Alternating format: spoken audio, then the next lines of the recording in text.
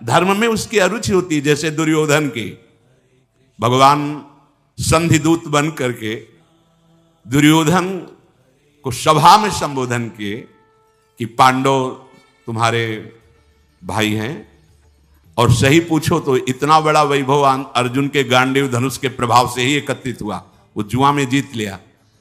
तो मेरी राय तो ये भगवान कह रहे हैं कि आप आधा राज्य वापस कर दीजिए, पर ऐसी वृत्ति तुम में दिखाई नहीं दे रही तो 5 गांव दे दीजिए। तो दुर्योधन ने कहा सुई की नोक के बराबर भी नहीं दूंगा, 5 गांव की बात। देखो अधार्मिक जो वृत्ति होती है अहम प्रधान, भगवान समझा रहे हैं पर उनकी समझ में नहीं आ रहा। पहले से उसने गुप्त मंत्रणा कर रखी थी, अगर केशव तनिक भी क्रोधावेश धारण करें तो तत्काल उनको बंदी बना लिया जाए और कैद में डाल दिया जाए।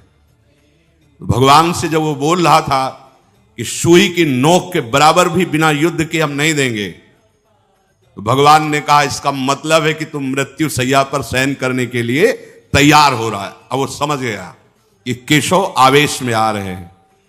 भगवान ने देखा कि उसके जो सहयोगी जन हैं वो सावधान हो रहे हैं। वो पहले ही सात्विकी ने सूचना दे दी थी कि प्रभु सभा में कुछ अमंगल होने वाला है।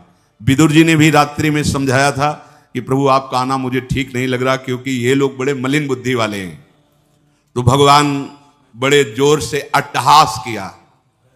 एक हंसना होता है और ये अट्टहास बड़ा भयावना होता है। भक्तराज हनुमान जी ने भी अट्टहास किया था। जब पूंछ में आग लगाई गई थी लंका में, तो अट्टहास कर गर्जा कपि बढ़िलाग, भयंकर अट्टा। ऐसे ही प्रभु श्री कृष्ण ने अट्टहास किया और कहा, ए दुर्योधन, क्या तू मुझे अकेला समझ रहा है? तू मुझे बंदी बना सकता है? देख बना बंदी मुझे।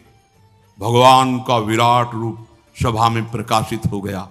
बड़े बड़े लोकपाल, अश्विनी कुमार, इंद्र, मरुदगण, विश्वदेव, यक्ष, गंधर्व, नाग, राक्षस सब भगवान के अंगों से प्रकाशित हो रहे हैं। उनके दोनों भुजाओं में, एक में भगवान बलराम जी हल मूर्छल धारण किए हुए, एक तरफ गांडीव धनुष धारण किए हुए अर्जुन, दाहिनी भुजा में अर्जुन और बाएं भुजा में हलधर बलराम जी। देखा शंख चक्र गदा शक्ति सारंग हल नंदक नामक खड्ग, ये सब मूर्तिमान भगवत पार्षद जो अस्त्र हैं भगवान के अंग में विराजमान हैं। बहुत तेजो में दे दीप्यमान श्री कृष्ण के अंग, नेत्रों से, नासिका से, रोम के छिद्रों से भयंकर आग की, प्रलयकालीन आग की लपटें प्रकट हो रही हैं। रोम कूप से शास्त्रों सूर्यों जैसा तेज प्रकाशित हो रहा है भगवान श्री कृष्ण के। समस्त सभा में जितने राजा थे सब भयभीत होकर मूर्छित हो गए। किसी की हिम्मत ही नहीं हुई कि पूर्ण रूप से भगवान की उस रूप का दर्शन कर सके। द्रोणाचार्य जी, भीष्म जी, परम भागवत विदुर जी, महाभाग संजय जी और वहां आए हुए महर्षि जन, केवल ये ही भगवान के इस रूप को देखने में समर्थ हुए और सब की आंखें मुंद गई, मूर्छित होकर सब गिर पड़े। उसी समय समस्त दिव्य दिव्य ऋषिजन भगवान की स्तुति हाथ जोड़ करके कर रहे हैं। भगवान ने जिन जिन को देखने का सामर्थ्य दिया वही देख पा रहे हैं, बकाया सब मूर्छित पड़े हुए हैं। उस सभा भवन में दुंदुभियां बजाते हुए देवतागण, बड़े बड़े ऋषिजन जब स्तुति और फूलों की वर्षा करते हैं, उसी समय धृतराष्ट्र संजय से पूछते, संजय ये क्या कोलाहल हो रहा है? तो संजय ने कहा, कमल नयन यदकुल तिलक भगवान श्री कृष्ण विराट रूप में विराजमान है। तुरंत हाथ जोड़कर धृतराष्ट्र ने कहा, क्योंकि भगवान व्यासदेव जी के पुत्र हैं, हाथ जोड़कर कहा, हे परम कृपालु श्री कृष्ण, हे समस्त जगत के हितैषी, मुझ अंधे पर भी कृपा कीजिए। मैंने आज तक आपसे कभी कुछ देखने के लिए नहीं मांगा। हे केशव, मेरे नेत्र नहीं हैं, न भीतर के न बाहर के। हे केशव, मैं आपसे प्रार्थना करता हूं, एक क्षण के लिए मुझे नेत्र दे दीजिए, जिससे मैं आपके इस स्वरूप का दर्शन कर सकूं। हे महाबाहु जनार्दन, आप हम पर कृपा कीजिए। जब धृतराष्ट्र ऐसा कह रहे थे तो भगवान श्री कृष्ण ने कहा तथास्तु, ऐसा ही हो। तत्काल उनके नेत्र खुल गए। कर्तुम अकर्तुम अन्यथा कर्तुम, तत्काल नेत्र खुल गए और भगवान के उस अद्भुत विराट स्वरूप का दर्शन धृतराष्ट्र जी ने भी किया। भगवान विश्वरूप का दर्शन कराकर अपने विश्वरूप का जैसे ही स्मरण किया, नेत्र उनके अंतर ध्यान धृतराष्ट्र के, क्योंकि मांगा ही केवल इतना था कि मैं दर्शन कर सकूं। सारी पृथ्वी कंपायमान, समुद्र में खलबली मच गई, दिग्गज चिक्कारने लगे भगवान का जो विराट रूप है।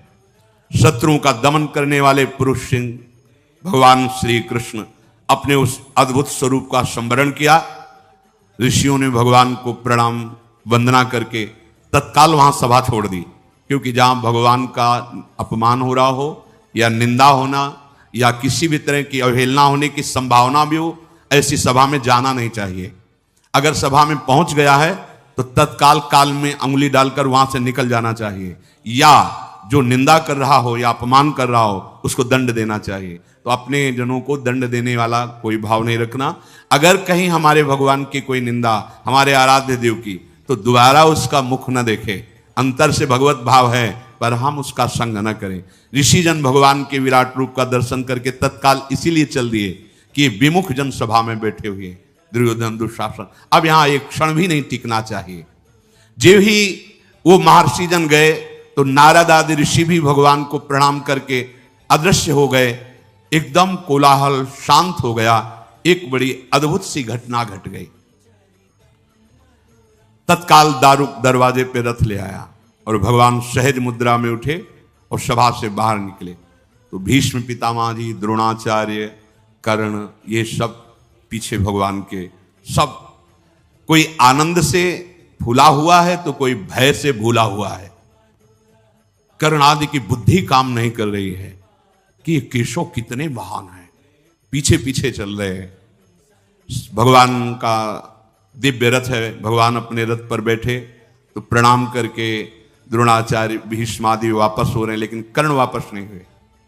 जब रथ चला तो पीछे पैदल कर्ण चल रहे हैं।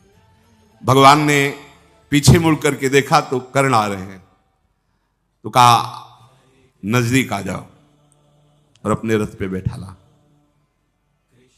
कहा हमारी इच्छा भी थी कि मैं तुमसे एकांत में मिलूं। तो उनका केशव,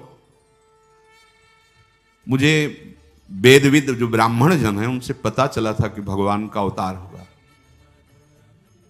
अब मैं समझ गया कि वही अवतार आप हैं। अभी तक तो मैं समझ नहीं पा रहा था कि तुम अर्जुन के मित्र हो, बहुत प्रभावशाली हो, पर जो मैंने ब्रह्म ऋषियों से सुना था आज मुझे अनुभव हो रहा है कि आप साक्षात भगवान हैं। भगवान ने कहा हाँ, जो वेद पारंगत विद्वान ब्रह्म ऋषियों ने तुम्हें बताया था वही मैं अवतार लेकर के इस जगत का भार उतारना चाहता हूं। तुम तत्वज्ञानी महापुरुषों का संग किए हो कर्ण, इसलिए मैं जो तुम्हें कह रहा हूं बिना संशय के बात को सुनना। तुम जानते हो सिद्धांत किसे कहते हो, धर्म किसे कहते हैं। तुम धर्मशास्त्र के सूक्ष्म विषय के ज्ञाता भी हो। तुम अधिरथ पुत्र नहीं हो। जो कुंती जी हमारी बुआ हैं, तुम उनके गर्भ से उत्पन्न हुए हो। तुम्हारे पिता भगवान भुवन भास्कर सूर्यदेव हैं। किशोर अवस्था में होने के कारण भयवश तुम्हें उन्होंने प्रवाहित कर दिया था। जो कवच कुंडल थे भगवान सूर्य के प्रताप से आपकी सुरक्षा के लिए थे। आप डूब नहीं सकते थे, आपके प्राण नहीं निकल सकते थे। इसलिए मैं जो कहने जा रहा हूं बहुत ध्यान से सुनना। तुम्हारा जन्म कुंती के गर्भ से हुआ और कुंती जी का ब्याह महाराज पांडु से हुआ। तो जो कन्यावस्था में दैवी शक्ति भगवान सूर्य के द्वारा तुम्हारा प्रादुर्भाव हुआ, तो ब्याह होने के बाद तुम्हारे पिता पांडु, तुम्हारा पुत्र भाव उनके और पिता भाव के संबंध में ये शास्त्रीय धर्मयुक्त है। इसलिए तुम महाराज युधिष्ठिर से बड़े हो। आज ही मैं चल करके बता देता हूं युधिष्ठिर जी को कि कर्ण तुम्हारा बड़ा भाई है। तत्काल वो तुम्हारे चरण छुएंगे। मेरे साथ चलो।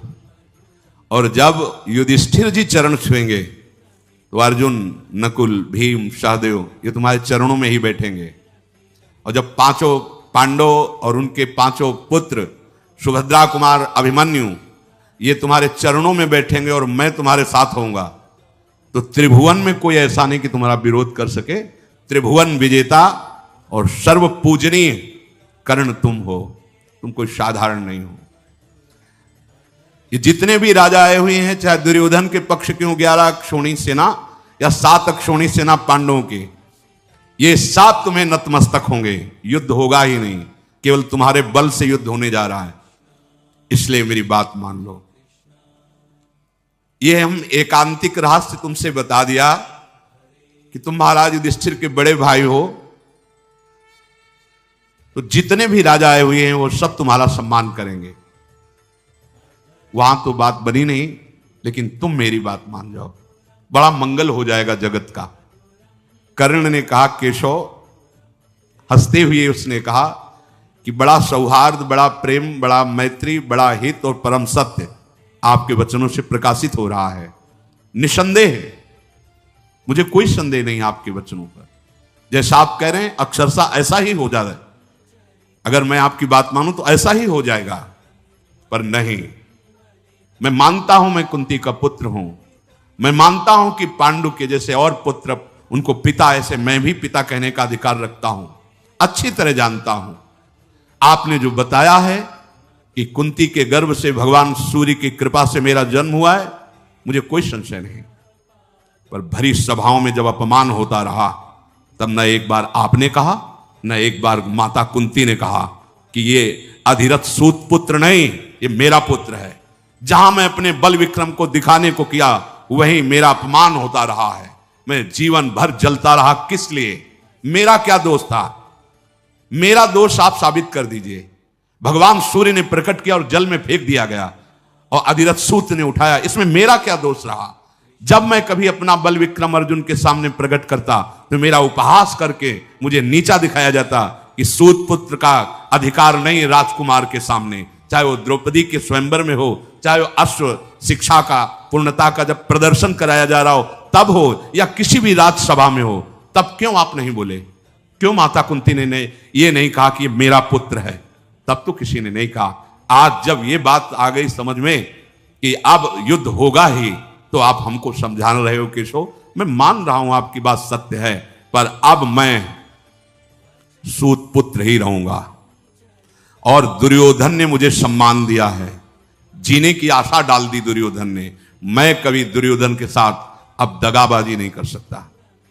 हे वृषणी नंदन श्री कृष्ण, मेरा एक नियम है कि एक बार जिसको वचन दे दिया तो प्राण छूट सकते हैं, वचन नहीं छूट सकते। मैंने दुर्योधन को अपना मान लिया है, अब मैं उसका साथ नहीं छोड़ सकता। जनार्दन, मुझे कोई भयभीत कर सके ऐसा पैदा ही नहीं हुआ। बध, बंधन, भय, लोभ, इनकी ताकत नहीं कि हमारे हृदय का परिवर्तन कर सके। पर जीवन बहुत कष्टमय कर्ण का रहा। अगर कहीं यह पता चल जाता भगवान सूर्य से प्रकट कर्ण, तो भगवान परशुराम जी शाप नहीं देते। हर जगह हार हुई, हर जगह उसको नीचा देखना पड़ा। पर था महापुरुष, सत्यवादी, परमदानी, पर अधर्मियों का संग हो गया, इसलिए हर जगह हार हुई, हर जगह परास्त हुई। तो ध्यान रखने का विषय है, आप सही हो, लेकिन आपने अगर गलत संग कर लिया है तो आपकी भीष्म जी अखंड बाल ब्रह्मचारी महाभागवत, लेकिन सिंहासन पर वचन दिए हुए हैं, इसलिए संग अधर्म का नीचा देखना पड़ा। तो जनार्दन, मैं दुर्योधन का साथ कभी नहीं छोड़ सकता और युद्ध अवसर आने पर ललकार करके पांडवों से लड़ूंगा। कभी अपने हृदय में भाव नहीं लाऊंगा कि ये मेरे भाई हैं। मधुसूदन, इसमें संदेह नहीं कि आप हमसे बहुत हित की बात कह रहे हैं। पांडव आपके अधीन है, आप जैसी आज्ञा करेंगे तत्काल वो वैसा कर देंगे। पर मेरे और आपके बीच में जो वार्ता हुई है, इसे न पांडव जानेंगे और न कोई संसार का व्यक्ति, जब तक युद्ध नहीं हो जाता। और युद्ध में जब मैं मारा जाऊं, तब इसके बाद आप इस बात को भले, लेकिन तब तक ये आप वचन दीजिए कि आप इसे गोपनीय रखेंगे। अपनी इंद्रियों को संयम में रखने वाले धर्मात्मा युधिष्ठिर हैं, और तुम्हें अपना प्राण मानने वाले अर्जुन हैं, इसलिए मैं पहले से कह रहा हूं कि तुम निश्चिंत रहो, मैं ही मारा जाऊंगा, क्योंकि जिसके सहायक आप हो। मैं खूब अच्छी तरह से जानता हूं कि चाहे 11 क्षोणी नहीं और भी विशाल सेना दुर्योधन रख ले, लेकिन नाश उसी का होगा, क्योंकि अधर्म से चल रहा है। मैं सब जानता हूं। श्री कृष्ण इस समय दुर्योधन, दुशासन या मुझ कर्ण पर केवल निमित्त मात्र दोष रखा जाए, क्योंकि इसके पूरे के पूरे मुखिया आप हैं। कर्ण ने कहा कि पूरे के पूरे मुखिया आप पृथ्वी का भार दुर्योधन को निमित्त बनाकर उतारना चाहते हैं, इसीलिए ऐसा है। भगवान सब्यसाची अर्जुन तुम्हारे हाथ की कठपुतली है। कर्ण कह रहे, हे भगवान, सब्यसाची अर्जुन तुम्हारे हाथ की कठपुतली है, अर्थात तुम उनके यंत्री हो, वो तुम्हारे यंत्र हैं। इसलिए इस रणांगण में जो रण यज्ञ होगी, इसमें बलि मेरी ही चढ़ेगी, आप निश्चिंत रहिए, क्योंकि जिसके आप सहायक हैं उसका कोई नाश कर सके। ये कर्ण की एकांतिक वार्ता भगवान के साथ हो रही है। मैं जान रहा हूं कि पांडुनंदन महाबलशाली वायुपुत्र भीमसेन जिस समय अपने स्वरूप में आकर सिंहनाद करेंगे, तो वो दुशासन का रक्त निश्चित पिएंगे। उन्होंने प्रण किया है तो छाती फाड़ेंगे वो, मुझे पता है। क्यों? क्योंकि इस रण यज्ञ में आपका सहयोग है। मुझे पता है कि जिस समय पांचाल राजकुमार धृष्टद्युम्न अपने स्वरूप में आकर खड़ा होगा, तो द्रोणाचार्य का गर्दन वही उतारेगा। क्यों? क्योंकि आप उनके रक्षक हैं। मुझे पता है कि शिखंडी भीष्म जी के सामने खड़े होने के लायक भी नहीं है, लेकिन वो मार गिराने का काम करेगा। क्यों? क्योंकि आप उनके पक्ष में हो। महाबली दुर्योधन का वध निश्चित है, क्योंकि आप पांडवों के पक्ष में हैं। पर हे श्री कृष्ण, मैं पांडवों के पक्ष में नहीं आ सकता, रहूंगा दुर्योधन के ही पक्ष में। जब भगवान ने देखा कि कर्ण बात जानते हुए भी अब नहीं मानेंगे, तो कर्ण ने कहा, प्रभु आप ऐसा ना समझे कि मैं आपकी आज्ञा का उल्लंघन कर रहा हूं। मैंने एक स्वप्न देखा है, वो केवल आपसे बता रहा हूं। मैंने स्वप्न देखा है कि गांडीव धनुषधारी अर्जुन श्वेत गजरात पर विराजमान होकर के मुझे दृष्टिगोचर हो रहे हैं, अर्थात मेरे से उनकी विजय होगी। मैंने देखा है कि दुर्योधन में केवल 3 के मस्तक पर श्वेत पाग है और सबके लाल है, अर्थात सब मारे जाएंगे। 11 क्षोणी सेना में केवल 3 बचेंगे, अश्वत्थामा, कृपाचार्य और कृतवर्मा। ये 3 के माथे पे केवल सफेद पाग है, से सब मारे जाएंगे। जनार्दन, ये जो मैंने स्वप्न देखा है, इससे मुझे निश्चित हो चुका है कि पांडवों की विजय होगी, कौरवों का विनाश होगा, साथ में मेरा भी। पर मैं डरने वाला नहीं हूं। मैं ललकार ललकार कर अपने भाइयों को मारूंगा, पांडवों को, पक्का। आप मुझे अब समझाने की चेष्टा न करें, अब मैं रहूंगा इसी पक्ष में। भगवान मुस्कुराए और रथ से उतरकर प्रणाम किया और कर्ण चला गया। और भगवान उपप्लव्य नगर की तरफ दारुक्षी रथों को आया। विदुर जी को बहुत चिंता हुई। विदुर जी कुंती के पास गए और कहा, चिरंजीवी पुत्रों को जन्म देने वाली भारी संकट उपस्थित है। भगवान आए, संधि करवाने की चेष्टा की, नहीं हुई। भगवान का अपमान हुआ, कैद करने की, बंदी बनाने की चेष्टा की, अब वो वापस चले गए हैं। मतलब युद्ध पक्का। और युद्ध पक्का तो मुझे केवल डर है कर्ण से। गांडीव धनुषधारी अर्जुन से अगर कोई लड़ सकता है तो कर्ण लड़ सकता है। मेरे हृदय में बड़ा शोक उत्पन्न हो रहा है। ये धृतराष्ट्र बूढ़े हो गए हैं, पर इनकी बुद्धि अभी लोभ से ग्रसित हो रही है। कैसे इनको समझाऊं? मेरा हृदय बड़ा अशांत हो रहा है। भीष्म पितामह, द्रोणाचार्य, कर्ण, ये सब दुर्योधन के साथ हैं। कोई उपाय नहीं दिखाई दे रहा। विदुर जी की आंखों में आंसू आ रहे। कोई उपाय नहीं दिखाई दे रहा जिससे मैं इस युद्ध को रोक सकूं, इस जनसंहार को रोक सकूं। कर्ण बहुत बलवान है, मैं अंदर से जानता हूं। कुंती जी ने कहा, आपको भी अभी तक एक बात मालूम नहीं है, वो बात मैं बताती हूं। मैं जब पिता के घर में रहती थी तो साधु सेवा का मुझे अधिकार मिला था कि आए हुए अतिथि सेवा को। तो उस समय महान तप के धनी दुर्वासा ऋषि आए और अतिथि सेवा मुझे मिली। जैसा सावधानी से सेवा करनी चाहिए वैसी सेवा की। वो प्रसन्न हुए और मुझे एक मंत्र दिया कि इस मंत्र से कभी भी किसी भी देवता को बुला। तो मेरे मन में चापल्यतावश ऐसा हुआ कि मैं भला सूर्य को बुलाऊं, तो सूर्य देव आ गए और उन्होंने मुझे एक पुत्र प्रदान किया जो कन्यावस्था में ही प्रकट हुआ। वही ये पुत्र कर्ण है। तुम भयभीत मत रहो कर्ण से, वो मेरा पुत्र है। मैं जाऊंगी और आज्ञा करूंगी, वो अवश्य मेरी बात मानेगा। विदुर जी को प्रसन्नता हुई कि यदि ऐसे युद्ध रुक जाए तो बहुत अच्छा है।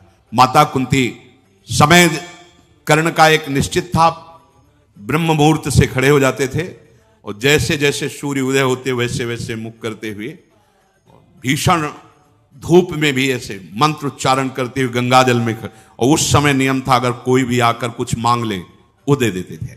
ठीक उस समय माता कुंती गई, देखा दोनों भुजाओं को भगवान सूर्य की तरफ ऐसे किए, गंगा जी में खड़े हुए मंत्र जाप कर रहे हैं। नजदीक गई तो छाया सी दिखाई दी।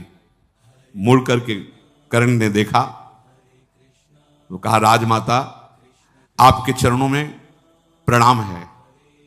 इस समय आपका यहां आना, आप इस कर्ण से क्या चाहती हैं? देवी, मैं अधिरथ पुत्र कर्ण हूं। यह बात आपको पता है? क्योंकि भगवान ने बताया ना, इसीलिए वो भी कड़ुआ बोल रहा है। मैं अधिरथ पुत्र सूत पुत्र कर्ण हूं, यह बात आपको पता है? हाँ, तो ये सूत पुत्र कर्ण आपके चरणों में प्रणाम करता है। राजमाता यहां आने का कष्ट किया, आदेश करें ये सूत पुत्र क्या सेवा करें। बार बार इसलिए वो ये कह के आई है ना कि मेरा पुत्र है, मैं उसे बताऊंगा, और भगवान ने पहले बता दिया था। अभी तक सूर्य भगवान इनको दर्शन दिए पर एक बार भी नहीं बताया ये रहस्य, ये पता भगवान के द्वारा कर्ण को। कुंती ने कहा कि बेटा तुम सूत पुत्र नहीं हो, तुम कुंती पुत्र हो। तुम्हारे पिता अधिरथ नहीं, त्रिभुवन को प्रकाशित करने वाले भुवन भास्कर सूर्यदेव हैं। तुम मेरे गर्भ से प्रथम पुत्र के रूप में प्रकट हुए हो। जिस समय मैं कुंती भोज राजा के यहां रहती थी उस समय तुम्हारा प्रादुर्भाव हुआ। कर्ण, ये सामने देखो, जिनकी तुम आराधना कर रहे हो ये तुम्हारे पिता हैं और इस बात के साक्षी हैं कि जो मैं बोल रही हूं वो परम सत्य है। बेटा, ये युद्ध होने जा रहा है, प्रधान तुम इसके हो, तुम अपने भाइयों से अपरिचित हो। ये पांडव तुम्हारे ही भाई हैं। तुम्हें धृतराष्ट्र पुत्रों की पक्षवृत्ति लेकर युद्ध नहीं करना चाहिए। तुम मेरे पुत्र हो। पूर्व काल में जिसका उपार्जन किया गया अर्जुन आदि के द्वारा लोभवश इन दुष्टों ने कपट करके वो सब ऐश्वर्य अपहरण कर लिया है। अब मेरे पुत्र उसके लिए जरूर युद्ध करेंगे। तो तुम्हें पता हो जाना चाहिए कि अर्जुन और तुम भाई भाई हो, फिर युद्ध किस बात का? तुम हो जाओ तो युद्ध होगा ही नहीं, इस बात को स्वीकार करो। कर्ण ने कहा, इस महान रण यज्ञ की वेदी पे पीठ दिखाने वाला ये सूत पुत्र नहीं है। अब ऐसा कभी नहीं हो सकता। सर्वगुण संपन्न पांडव हैं, मैं जानता हूं। सूर्यमंडल से आकाशवाणी हुई, सुनो कर्ण, सूत पुत्र शब्द उच्चारण मत करो। जो कुंती कह रही वो अक्षरशः सत्य है। तुम मेरे पुत्र हो, मैंने तुम्हें बताया नहीं। आकाशवाणी सूर्य की। जो ही इस कर्ण ने इस वाणी को सुना तो प्रणाम किया सूर्य को भी और कुंती से कहा, माता मुझे पहले से पता है कि आप मेरी माता हैं और भगवान सूर्य मेरे पिता हैं। माता कुंती, भगवान सूर्यदेव इनसे मेरा प्रादुर्भाव हुआ है, पर मैं ना आपकी बात से विचलित होने वाला हूं और ना भगवान सूर्य की बात से। वचन दिया है दुर्योधन को, तो अब ऐसा नहीं हो सकता। राजमाता, आप और जो कुछ मांगो सो मांग लो, मैं इस समय ना नहीं कहता, पर अगर यह मांगो कि अर्जुन से युद्ध ना हो तो अब ऐसा नहीं हो सकता। क्या आप चाहती हो, आज्ञा कीजिए। माता कुंती ने कहा कि हमें चाहती कि हमारे 6 पुत्र हैं, 5 पांडव और एक तुम, 6 पुत्रों में एक भी नहीं मरना चाहिए। उन्होंने कहा, कर्ण ने, कि आज तक हमने कभी किसी को ना नहीं कहा। आपने किस सभा में कहा है कि आपके 6 पुत्र हैं? बहुत हृदय से दुखी कर्ण रहे। कभी कभी किसी ने सपोर्ट नहीं किया, ना भगवान सूर्य ने कहा कहीं और ना माता कुंती। जहां भी अपनी तो उसको नीचा दिखाया, ए सूत पुत्र, तो राजकुमारों के समान। तो 6 पुत्र हैं आपके, आपने किस सभा में घोषित किया? कभी किया है? आज जब आपने देखा है कि आपके पुत्रों पे, प्राणों पे बने आई है, तो आप अब यह कहने चली आई हो कि कर्ण तुम मेरे पुत्र हो, पांडव तुम्हारे भाई हैं। मैं दुर्योधन का आश्रय लिया, मेरा जीवन निर्वाह दुर्योधन ने किया, मैं प्राण भी उसी को दूंगा, उसी के लिए न्यौछावर करूंगा। मैं कभी झूठ नहीं बोलता और मैं कभी मांगने वालों को ना भी नहीं कहता। तो इसलिए दैव बड़ा बलवान है, तुमने 5 पुत्र सदैव घोषित किए हैं, 5 ही रहेंगे, तुमको भी विमुख नहीं करेंगे। युद्ध का अवसर आएगा और जब युधिष्ठिर, भीम, नकुल, सहदेव, इनको मैं ऐसी दशा में पहुंचा दूंगा कि वध कर सकता हूं, उस दशा में मैं इनको छोड़ दूंगा, लेकिन अर्जुन को नहीं। या अर्जुन मुझे मारेगा तो 5, या मैं अर्जुन को मारूंगा तो आपके 5। आपने सभा में सदैव 5 पुत्र बताए हैं, 5 ही पुत्र रहेंगे, या कर्ण जाएगा या अर्जुन जाएगा। कुंती देवी हृदय से बहुत दुखी हुई और कहा, बेटा तो अपनी इस बात का ध्यान रखना कि हमारे अन्य पुत्रों का तुम वध मत करना, क्योंकि वो जानती हैं अंदर से कि जिसके श्री कृष्ण सहायक हैं, उस अर्जुन का कौन बिगाड़ सकता है। पर यहां कर्ण के जीवन में देखने को मिला कि अगर अधर्म का संग कर ले तो कितना भी बड़ा सत्यवादी, दानी, महात्मा कोई क्यों ना हो, उसे सदैव नीचा ही देखना पड़ता है। इसलिए कुसंग का त्याग करते हुए भगवद आश्रित होकर निरंतर जाप करने से, नाम का, मंत्र का, गुरु वचनों का जीव का परम मंगल हो जाता है। कभी एक क्षण भी नाम न भूले, ऐसी सावधानी रखें। शेष चर्चा आगे। श्री राधा वल्लभ लाल की।